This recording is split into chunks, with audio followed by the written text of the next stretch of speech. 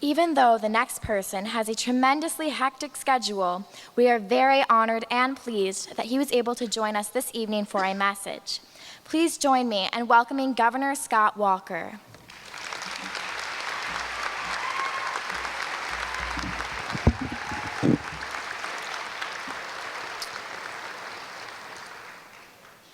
Freedom, defined by our Constitution more than 225 years ago, endowed by our Creator, but defended each and every day by the women and men who proudly wear the uniform of these United States. One of my great honors as your governor here in the state of Wisconsin is also to serve as the Commander-in-Chief of the Wisconsin National Guard. More than 10,000 strong men and women who put on the uniform not only here in the state, but oftentimes are called up to places like Afghanistan and Iraq and Kosovo and other places around the globe. And as part of that responsibility, I often go to deployments and welcome homes. I got to tell you, I particularly prefer welcome homes, but there's still been a few deployments of late. And oftentimes when the media is there, they'll ask me because they'll find out in inquiring with family members and loved ones that many of these women and men who are part of our Guard, and in some cases the Reserve from Wisconsin, are not just on their first deployment, sometimes not even their second. I've been at one as many as their seventh deployment. And they'll ask where they get that courage from. And I tell them a little bit of a story. It's interesting when the flags come up. I love being here at Girls State, just like I was at Boys State last week, and looking at the pomp and circumstance. It's part of a wonderful night tonight to swear in the new officers and to have the parents come and appreciate all that you've been doing for the last several days here at Girls State. And one of the fun parts about that is seeing the procession of not only the office holders, but the flags. And I certainly love seeing all the American flags, but this year, is probably more than any, I'm reminded of the significance of that blue flag there as well. You see, the blue flag is the flag of Wisconsin, which is probably obvious to all of you. You've known that for years in school, but I bet you didn't know that flag is 150 years old. This year, that flag is 150 years old.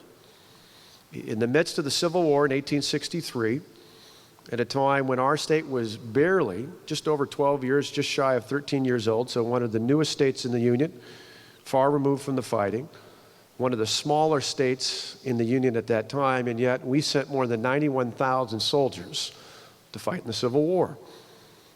12,000 of whom never came home. And in the midst of that war, because there were so many people from Wisconsin, 1 out of every 9 man, woman, or child at the time was fighting in the Civil War from Wisconsin, that the soldiers wanted something to remind them not just of the Stars and Stripes for the country, but of their family and loved ones back home. And so the governor and the leaders at the time sent them a blue flag with the seal of Wisconsin on it, and that's where the flag came from. And the words Wisconsin 1848 didn't come later in the 70s until that was added. You might say, well, what does that have to do with me and tonight and anything else? Well, to begin with, it starts with what I talked about with freedom. The freedom to be here in this hall talking about this very subject, the freedom to be in your homes, in your communities, the freedom to be at your church or your synagogue or your mosque or wherever you might be. Those freedoms come from somewhere. As I mentioned, they're ultimately, as we define in our Constitution, endowed by our Creator. They're clearly defined in the Constitution that more than 2¼ centuries ago was put into place in Philadelphia by the patriots who formed this country, but is defended each and every day by folks like those original patriots, like those who in the Civil War from Wisconsin fought to defend these United States, and by generations ever since, whether it was in World War I or World War II, whether it's in Korea or Vietnam, or 2 decades ago in places like Iraq with Desert Storm and Desert Shield, or in the last decade or more in places like Afghanistan and Iraq and other places around the globe. So to begin with tonight, there may not be many, there may be some of the parents or grandparents are here, but I'd like to ask any and all parents, any of the women and men who've served our country here tonight, would you please stand and be recognized?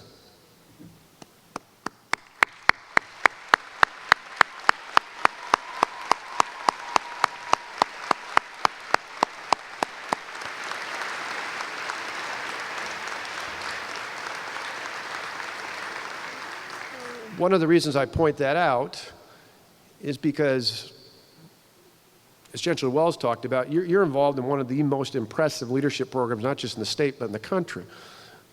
But it didn't just come out of nowhere. It came out of veterans and their families who not only served their country, but through the American Legion and the American Legion Auxiliary, many, many generations ago, after World War II, said here and across the country that we needed to have a program for young women and young men, Girls State and Boys State, and there's an equivalent nationally. I was honored to go back in 1985 to Boys Nation as part of that program as well. But a program to say, whether you want to go into government or politics or not, because a handful of you are going to do that, and others of you are going to be scientists and doctors and clergy members and business owners and entrepreneurs and all sorts of wonderful things out there. But every one of us should understand what it means to be an American. Not a Democrat or Republican or an independent, but what it means to be an American. And they felt so deeply about that. Those who served and the families who stood alongside them said, we feel so passionately about that. We not only risk our lives in the battlefield, we not only supported our loved ones in doing that, we're going to make sure that for generations to come, we continue to have programs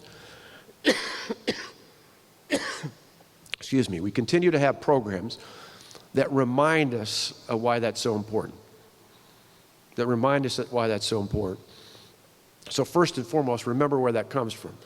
The passion that was put into this program, not just for this year, but for all the years leading up to it, and for many years into the future, comes out of that passion and love for country.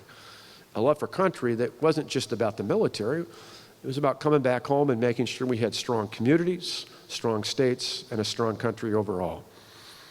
Now, you are, as what you've been told many times before, you are the best of the best. I have an added appreciation because I had the honor. I saw a couple of the young women who are from Delavan, Darien, my hometown. I remember the first Saturday night.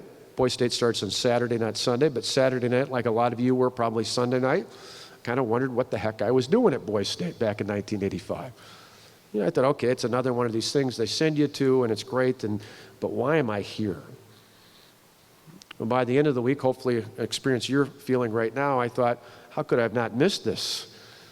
It's one of those life-changing experiences. Again, not just for those who might someday want to go into politics or government, but overall, to be connected with other tremendous leaders. That's who you are. You were selected.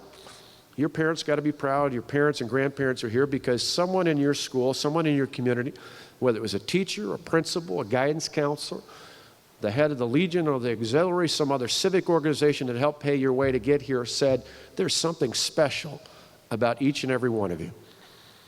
Not just academically, that was a part of it, but about your extracurricular, your community service, the things that you do. And they said, it is worth sending her to Badger Girls State, not just for the experience, but for the investment. You see, to the people who made that choice in your community, you're an investment. They didn't just send you here so you could put this on your application when you seek to go to school. That's going to be great. It's going to be wonderful. It'll mean a lot. Both of my sons listed it after they went to Badger Boys State, and that was along with other things they included. That's wonderful. And I think back to the friends I've had over the years, and a lot of them appreciate that. And it opened the doors to not only college early on, but to business opportunities and other people they met along the way. All those things are important. But the reason people in your community picked you out to come here is because you're an investment. And they believe that by asking you, by selecting you to come to Badger Girls State, they're making an investment that what you experience here will build upon the talent and skills and leadership you already have, and will blossom even more into your senior year in high school, and will continue to grow in whatever you may do in the future, whether it's college here within the state or somewhere else. But we're hoping that somewhere along the way in your community and in this state and in this country, you're going to be part of that next wave of leaders. You already are in your school, and you're going to be going forward. Now, I also hope along the way that you take this time, not just to take in what you learned about government and leadership, but you value the experiences you have with others here today.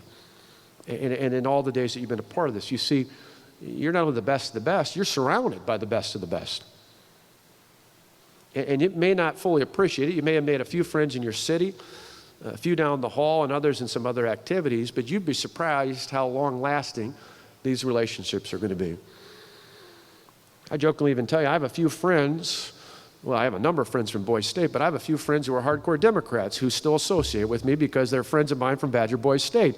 So it's something that transcends even political affiliations because of the partnerships we had that started at Boys State, both as a citizen and I had the honor for a number of years of serving on the staff. My sons are in the same way. My oldest son was governor 2 years ago at Boys State. How about that for irony?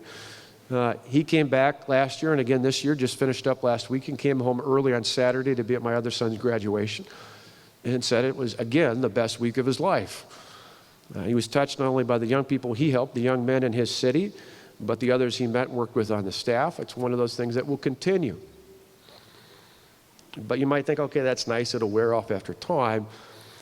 I wasn't the first one in my family who had the honor of going to Boys State or Girls State. My dad went in 1956. My mother went the year before in 1955. It's kind of interesting, too, because my mother, who was quiet as a church mouse, lived on a farm where my kids never believed this, but where she didn't have indoor plumbing until about the junior year of high school. And she went to Girls State in 1955, lived outside of town on a farm. She met a young woman who became a friend of hers, Jewel Sims, who came from a big city. Mom was from a small town on a farm. Jewel happened to be an African-American girl from a big city. They became friends. And after that summer, they decided to get together. So my mom invited Jewel to come and spend a couple days with her. That was the middle of the 1950s. And none of the young ladies here know, and probably a lot of us my age can't relate to this, but some who are maybe a few years older might understand how significant that was. Because my mom went out to eat with Jewel and my grandparents, her parents, and the shock of her life, my mom was wet behind the ears, beyond belief, apparently, because she didn't understand it when the people there refused to serve her. And my mom cried and cried and cried about that. And the irony was, it would have been easy to just say, you know what, I'm not going to bother with that anymore. But instead, my mother said that wasn't going to stop her.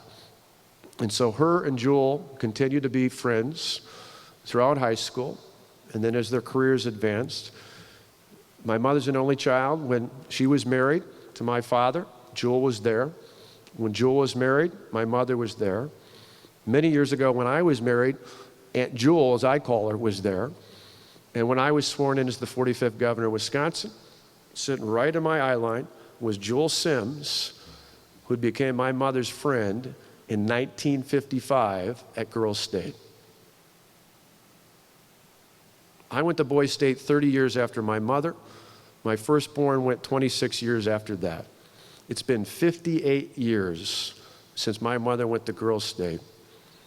And Aunt Jewel still sends me Christmas cards and Christmas gifts and birthday notes along the way because that was a friendship that even the prejudice of the 1950s couldn't break up. Now, I'm not guaranteeing to you that every one of you is going to have a lifelong friend that'll last 58 years from now. But I can tell you that you're going to have relationships that won't just last the rest of the summer, that won't even last through your senior year. You'd be surprised how many friendships you're going to have from Girls State that are going to carry on long into the rest of your life in places you may never dream are going to be possible, things that you might not know. But cherish that time and that experience. Cherish what you've learned, cherish what you've been inspired to do, and then take it home and continue to be the leader that those who saw that invested in you wanted to be. A lot of times people talk down about the future of our country. And there are plenty of challenges out there. There are challenges in our country, there are challenges right here in our state. But I'm convinced, and I'm convinced that programs like this are a reaffirmation about why we should be nothing but optimistic about the future. You see, I think back to what I mentioned in the beginning about some of those patriots who helped form this country, and it reminds me in programs like this that hopefully instill a little bit of that spirit about the freedoms and liberties that maybe too many of our fellow neighbors take for granted that you don't when you're at a program like this. And hopefully, no matter where your career path might go, you won't take it for advantage in the future. I have every confidence going forward, you're going to take that spirit, the American spirit, and build off of that. I know that because I think that's who we are as Americans. I mentioned growing up and I saw a number of the young women who are from Delavan, Darien. Delavan, Darien, small school. Delavan's about 7,000 to 8,000 people. When I was a kid, my dad was a minister in town, so we didn't know it at the time, my brother and I, but we were kind of poor, and so we didn't go on vacations much more than where my dad's and mom's white and polished station wagon could take us for a day or two and then turn around and come back. So I never went to Washington until I went to Boys Nation. I never went to Philadelphia or New York. But I loved history, so I loved learning about places like that. Now, I don't know, maybe some of you are in this same boat, but as a kid in high school, I loved learning about the founders of our country. I loved it so much, some people may have thought I was a bit of a geek, but I thought of our founders almost like superheroes, bigger than life. So a couple years ago, after I was governor, I had the honor of going to Philadelphia to speak at a conference, and I decided I'd get up early that morning and go out and pay a visit to Independence Hall. Went and saw the Liberty Bell, then went over to Independence Hall, and I thought, man, I'm going to be blown away. This is going to be absolutely spectacular. And for any of you who've ever been to Independence Hall, you're fortunate to have been there that early in life. If you've been there, you know it's not much bigger, the hall itself, than this stage. I looked at the chairs, I looked at the desk, and it dawned on me. These are chairs not much different than the ones you're in tonight. A little older, but not much different. These were ordinary people. These were ordinary people who did something extraordinary. They didn't just risk their political careers. They didn't just risk their business ventures. These were people who literally risked their lives for the freedoms we hold dear today. You might remember at the time learning about this, but Benjamin Franklin said, we must hang together or surely we'll hang separately. I mean, these were people who literally risked their lives for the freedoms we as Americans hold dear today, and probably a lot of our fellow citizens take for granted. The reason I remind you of that in closing here tonight is to tell you that moments like that, whether it's at Independence Hall or Arlington National Cemetery or Mount Rushmore or other places across this country that remind us of our history, remind us of who we are as Americans, is a great inspiration, at least for me, and I hope it is for you, because it reminds me, at least, that what's great about America isn't our economy, it isn't the size of our country. What's great about America has been all throughout our nation's history, in times of crisis, be it economic or fiscal, military or spiritual, in those times of crisis, what has made America exceptional has been in those times of crisis, there have been men and women of courage who've been willing to stand up and think more about the future of their children and grandchildren and future generations than they thought about their own political or personal futures. That's what's great about America. America is a place where anyone can succeed, where anyone can live the American dream. It doesn't matter what family you were born into. It doesn't matter how much your family makes for a living or where you live or what zip code you come from. It doesn't matter where you come from, a big city or small town. I hope what you've seen this week is what matters is your passion and your commitment, your intellect and your dedication. Those are the things that matter. Any one of us can pursue any dream that we want. That's what's great about being Americans, but part of it's not just about individual dreams. It's about helping to lift others up along the way. And I think at programs like this, that's exactly what it embodies.